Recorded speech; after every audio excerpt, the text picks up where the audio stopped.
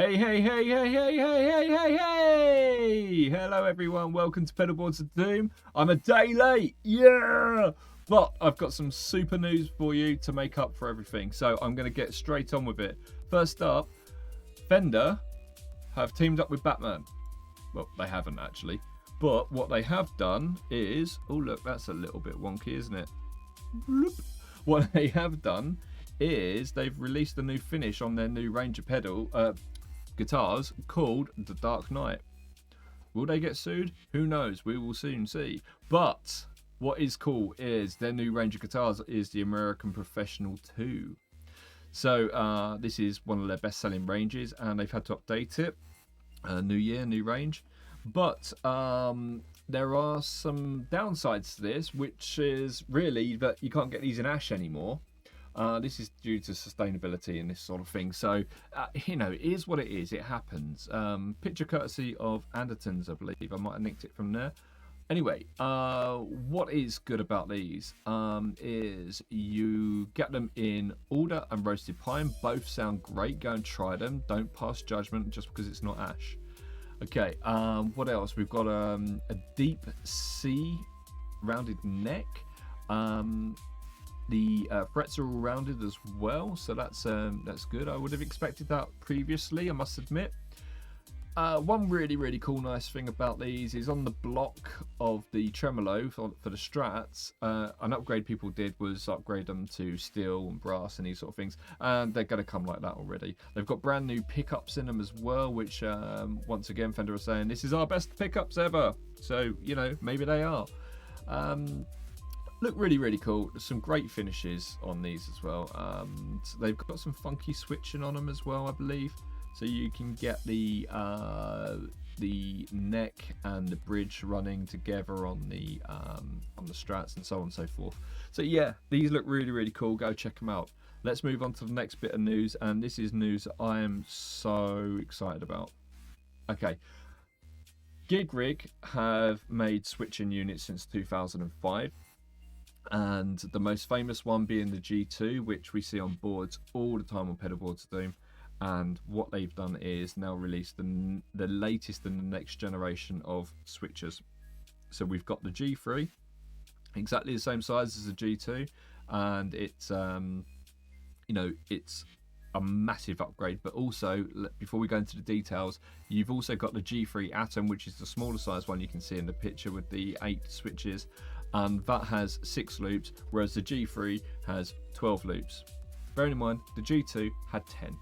Okay, so what do we know about this? I'm going to go through the specs with you because as we go through them, it will remind me of things to talk about. So we've mentioned that the G3 has 12 programmable loops. You can pair them up, so you can pair like 1 and 2, 3 and 4, 5 and 6, and you can use them as stereo. So you can have up to 6 full stereo pedals running through your G3.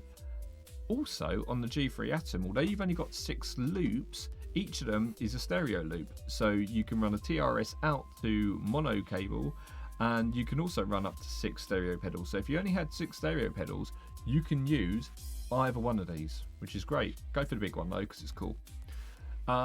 What else? You've got 99 banks. And on the G3, each of the switches doubles up to 2 banks. So you've got 99 banks of up to 28 patches. That's a lot. Okay, what else have we got? We've got one-touch switching for multiple changes. We know about this. So this is what switching systems are all about. You can turn like 1 pedal off and turn 4 pedals on and change all the presets and all these sort of things just with one switch. And that's what switches are all about. The G3 comes with a LCD screen, and everyone's really happy about this because the G2 didn't have a screen. It is very simple to use. You should be able to use most things off the top of the pedal, which is amazing. Top of the switcher, I should say. But having a screen does clarify things, tells you which patch you're on, and will help with one of the next parts, which is the parallel switching. I am so happy that Dan has added parallel switching into this, because it's such a big thing for myself, and a lot of bass players, for instance, use parallel switching, parallel pedals, so you can run like your fuzz into one amp and your distortion into another, or even if you just want running into one amp, you can still have them so they're not affecting each other, but they're still affecting your signal chain overall, which is great.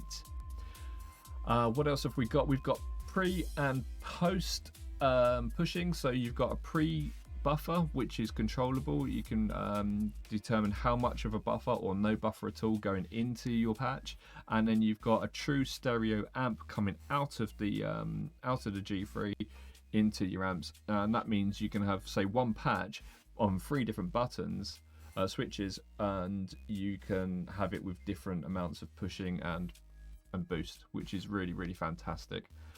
That's going to be great. Now, that feature was on the G2, but it wasn't true stereo on the output amp, so that's pretty cool.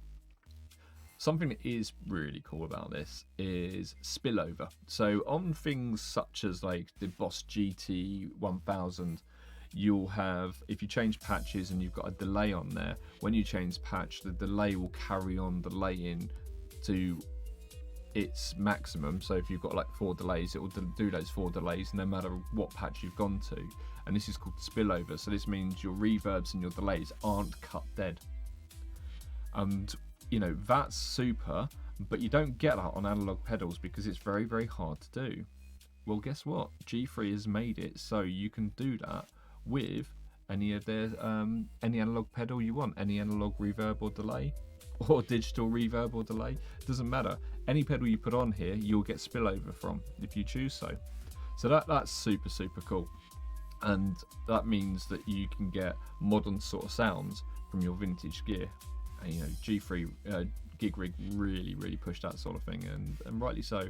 We spoke about the parallel switching. One thing that can happen when you run pedals in parallel is they can come out of phase and give you a really thin sound. It's got a phase switch for this, so they have a solution for that, and that's really, really cool.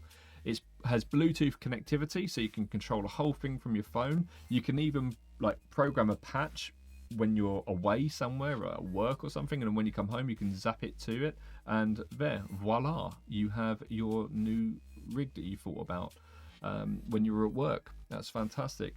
Up to 15 separate programmable, mappable MIDI PC and CC messages per preset. MIDI fans will be over the moon about this because the G2 didn't have the best MIDI in the world, and the G3 has upgraded pretty much everything, including the MIDI. It's had a complete overhaul, and that's fantastic. Why wouldn't we want that? Right, so one of the cool features we've got here is the G3 hub and the G3 extension. These are for really posh gits who are playing on large stages, if you remember what a gig is. So what this means is your tech can run all of your stuff backstage, as well as you having a controller on stage to control all your rack gear. And it also means with the G3 hub you can have up to 6 controllers on stage that you can use to control all your rack gear that's back in the rack. I don't think I know anyone who would want 6 G3s on stage, but apparently some people do. Okay, there is so much more to say about this stuff, but I'm not going to bore you with anything more. Let's just quickly show you. That's the G3 there, and this is the back panel. We'll just go through the I/O quickly. You've got input, and then you've got a tuner plus auxiliary out. The auxiliary out could be quite exciting because if I'm right, and I might not be, but if I'm right, you can use that as your dry out as well. So you've got your 2 outputs, as you can see. So you can run your 2 separate parallel chains out of there, and then you could run an auxiliary out, so you can have wet, dry, wet. I think that's what you can do. I'm still waiting for confirmation, but that is pretty cool. You've got remote switches, so you can use that to be controlling your amp. So if you want to switch your reverb on or off, or change channels on your amp, you can change that. You've got a bank switch as well, so you can change your banks on there. And you've got the MIDI in and through. So yeah, very cool. 9-volt DC. I don't know what the power requirement is in terms of amps, but it's 9 volts. So yeah, super cool, and well done, Dan, because you've done a blinding job as always. So happy to be sharing this with you all because it's super cool. Right, like, subscribe, all that sort of thing, and we'll see you next week. Remember, we're doing this every week, giving you the latest news. So I will see you then. if you choose to return. Will you? Won't you? God knows. Hopefully, though. See you later. Bye.